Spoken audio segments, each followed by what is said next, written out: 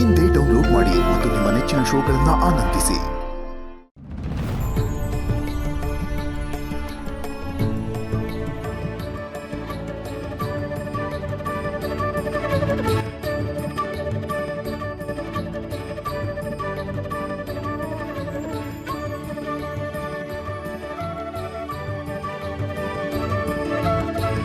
ಶ್ರೀಹರಿ ಗುರುಗಳು ಸಕಲ ಕಲಾವಲ್ಲಭರು.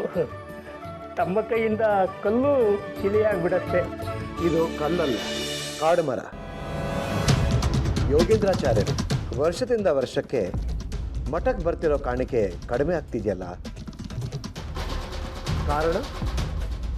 ನಮ್ಮ ಜನ ನನ್ನಷ್ಟು ಮೈ ಬೊಗ್ಸಲ್ಲ ಗುರುಗಳೇ. ದುಡಿಯುವಾಗ ಶುದ್ಧ ಸೋಂಬೇರಿಗಳಾಗ್ಬಿಟ್ಟಿದ್ದಾರೆ. ಕೇಳಿದರೆ ಅತಿ ವೃಷ್ಟಿ ಅನಾವೃಷ್ಟಿ ಅಂತ ಕತೆ ಕಟ್ತಾರೆ. ಇನ್ನೂ ಹೆಚ್ಚಿಗೆ ಕೇಳಿದ್ರೆ ನನ್ನ ಕೈಲಾಗೋದು ಎಷ್ಟು ಬೇಕಿದ್ರು ನೀವೇ ಜಮೀನು ಮಾಡ್ಕೊಳ್ಳಿ ಅಂತ ಹೇಳ್ತಾರೆ. ನಾವು ಹೋಗಿ ಹೊಲ ಉಳಕ್ಕಾಗತ್ತೆ. ನಾನು ಊರು ಸುತ್ತಿ ಸಾಧ್ಯವಾದಷ್ಟು ವಸೂಲು ಮಾಡ್ಕೊಂಡು ಬಂದಿದ್ದೀನಿ. ಅವ್ರ ಜೊತೆ ಮುದ್ದಾಡಿ ನನಗೂ ಸಾಕಾಗಿ ಹೋಗಿದೆ.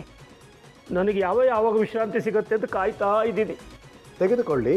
ಏನು ತೆಗೆದುಕೊಳ್ಳಿ ಗುರುಗಳೇ? ವಿಶ್ರಾಂತಿ.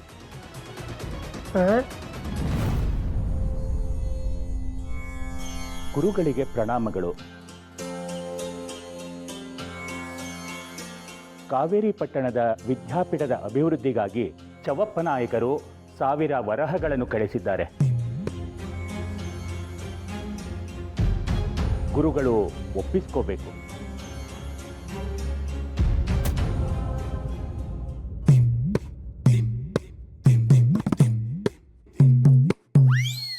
ರಾಮಚಂದ್ರ,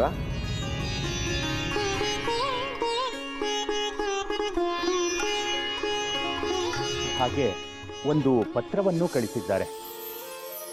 ದೈವಾಂಶ ಸಂಭೂತರಾದ ಶ್ರೀ ಸುರೇಂದ್ರ ತೀರ್ಥರಿಗೂ ಪೀಠಾಧಿಪತಿಗಳಾದ ವಿಜಯೇಂದ್ರ ತೀರ್ಥರಿಗೂ ತಂಜಾವೂರು ಸಂಸ್ಥಾನದ ಚವಪ್ಪ ನಾಯಕರು ಮಾಡುವ ಪ್ರಣಾಮಗಳು.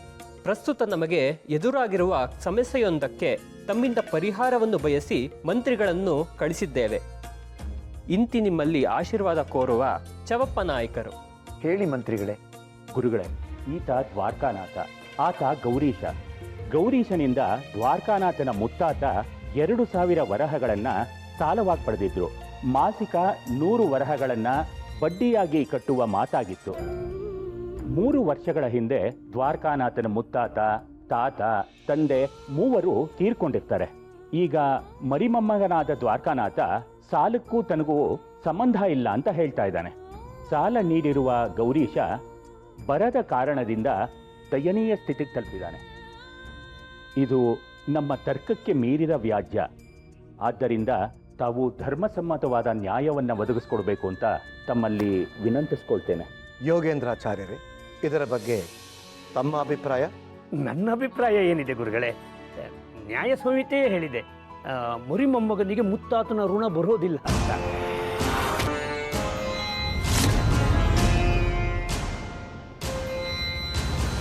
ರಾಮಚಂದ್ರ,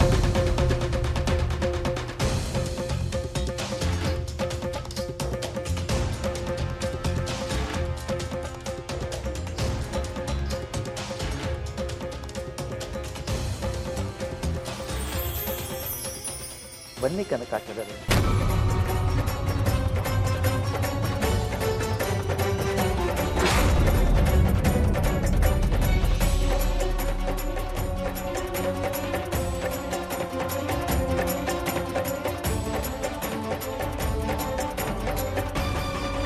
ಒಂದು ಕ್ಲಿಷ್ಟಕರವಾದ ಸಮಸ್ಯೆಯ ಪರಿಹಾರಕ್ಕೆ ನಿಮ್ಮಿಂದ ಸಲಹೆ ಬೇಕಾಗಿತ್ತು. ಗುರುಗಳು ಕ್ಷಮಿಸಬೇಕು. ಇವರು ವೇಷಭೂಷಣ ನೋಡ್ತಾ ಇದ್ರೆ ಇವರು ಸಮಸ್ಯೆಯನ್ನು ಬಗೆಹರಿಸ್ತಾರೋ ಇಲ್ವೋ ಅನ್ನೋ ಅನುಮಾನ ಮೂಡ್ತಾ ಇದೆ. ವೇಷ ಜ್ಞಾನಕ್ಕೆ ಭೂಷಣ ಎಂದು ಯಾವ ಸಂಹಿತೆಯೂ ಹೇಳಿಲ್ಲ ಅಲ್ವೇ ಯೋಗೇಂದ್ರಾಚಾರ್ಯರೇ? ಯೋಗೇಂದ್ರಾಚಾರ್ಯರೇ, ಗುರುಗಳೇ, ಸಮಸ್ಯೆ ಏನು ಎಂದು ನಿಮಗೆ ಸಂಪೂರ್ಣವಾಗಿ ಅರ್ಥ ಆಗಿದೆ ಅಲ್ವೇ? ಅರ್ಥ ಆಗಿದೆ ಗುರುಗಳೇ, ಅರ್ಥ ಆಗಿದೆ. ಕನಕಾಚಲರಿಗೆ ಸಂಕ್ಷಿಪ್ತವಾಗಿ ವಿವರಿಸಿ.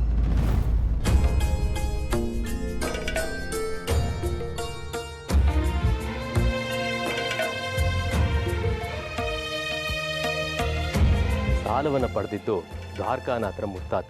ಬರಗಾಲವಾಗಿದ್ದರಿಂದ ಸಾಲ ತೀರ್ಸೋದಕ್ಕಾಗ್ದಲೇ ಮುತ್ತಾತ, ತಾತ ಮತ್ತು ಇವ್ರ ತಂದೆ 3 ಜನರು ಸಾಲವಾಗಿದ್ದಾರೆ. ಇದ್ರ ಬಗ್ಗೆ ನಮಗೆ ಸಂತಾಪ ಇದೆ. ಸತ್ತವ್ರ ಬಗ್ಗೆ ಸಂತಾಪ ಸೂಚಿಸ್ತೆ ಮತ್ತೆ ಸಂತೋಷ ಸೂಚಿಸೋಕ್ಕಾಗತ್ತೆಯೇ? ಪೀಠಿಕೆ ಬಿಟ್ಟು ಆ ಸಮಸ್ಯೆಗೊಂದು ಪರಿಹಾರ ಹೇಳಿ. ಗೊತ್ತಿದ್ರೆ ಅಲ್ವೇ ಹೇಳೋಕೆ. ಎಲೆ ಮುಂದೆ ಕೂರಕ್ಕೆ ಬಂದವ್ರನ್ನ ತರ್ಕಕ್ಕೆ ಕೂರಿಸಿದ್ರೆ ಹೀಗೆ ಆಗೋದು. ಕೂರ್ಸಿಲ್ಲ, ನಿಲ್ಲಿಸಿದ್ದಾರೆ.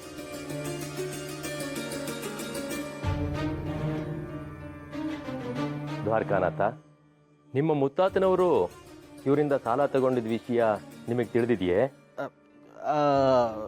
ತಿಳಿದಿದೆ ಸ್ವಾಮಿ. ಅವರು ಇದ್ದಷ್ಟು ಕಾಲ ನೀವು ಅವರೊಟ್ಟಿಗೆ ಕಷ್ಟ, ಸುಖ, ಒಳ್ಳೆಯದು, ಕೆಟ್ಟದ್ದು ಎಲ್ಲದರಲ್ಲೂ ಭಾಗಿಯಾಗಿದ್ರಿ ಅಲ್ವೇ? ಓ ಹೌದೌದು, ಅವ್ರು ತೀರ್ಕೊಂಡು ಇನ್ನು 3 ವರ್ಷಗಳಾಗಿರೋದು. ಅವ್ರು ತೆಗೆದುಕೊಂಡ ಸಾಲವನ್ನ ಸ್ವಂತಕ್ಕೆ ಮಾತ್ರ ಉಪಯೋಗಿಸ್ಕೊಂಡ್ರ ಅಥವಾ ಮನೆಗೂ ಬಳಸ್ಕೊಂಡ್ರ? ಮನೆಗೂ ಬಳಸಿದ್ರು. ಆ ಮನೇಲಿ ನೀವು ಇದ್ರಾ? ಇದೀನಿ, ಇರ್ತೀನಿ. ಅವರ ಸ್ಥಿರ ಚರ ಆಸ್ತಿಗಳಿಗೆಲ್ಲ ನೀವೊಬ್ಬರೇ ವಾರಸ್ದಾರರು ಅಲ್ವೇ?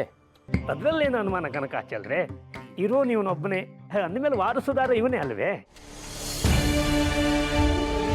ಹಾಗಿದ್ಮೇಲೆ ಅವರ ಸಾಲಕ್ಕೂ ಇವರೇ ಬಾಧ್ಯರು ಅನ್ನೋದು ನಿಸ್ಸಂಶಯ. ಹಾಗಾದ್ರೆ ಪೌತ್ರೇಹಿ ಅಂತ ಹೇಳಿರೋ ನ್ಯಾಯ ಸಂಹಿತೆನೇ ಸುಳ್ಳ?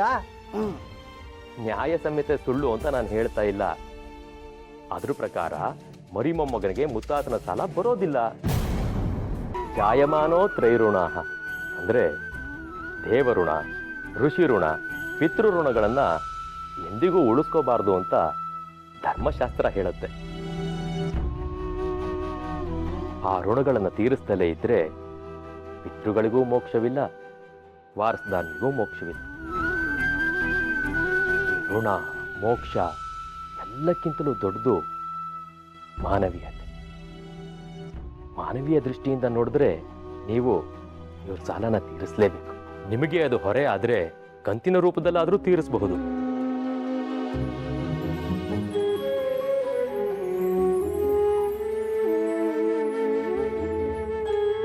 ಕ್ಷಮಿಸ್ಬೇಕು ಸ್ವಾಮಿ, ನೀವು ಹೇಳಿದ್ದೆಲ್ಲವೂ ಸತ್ಯ.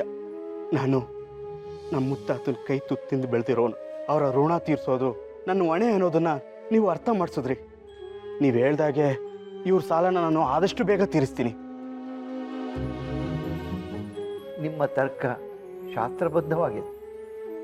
ಎಷ್ಟೇ ಆಗಲಿ, ತರ್ಕಶಾಸ್ತ್ರ ಪಾರಂಗತರಾದ ಶ್ರೀಪಾದರಾಜರ ಗರಡಿಯಲ್ಲಿ ಪಳಗಿದವರಲ್ಲವೇ?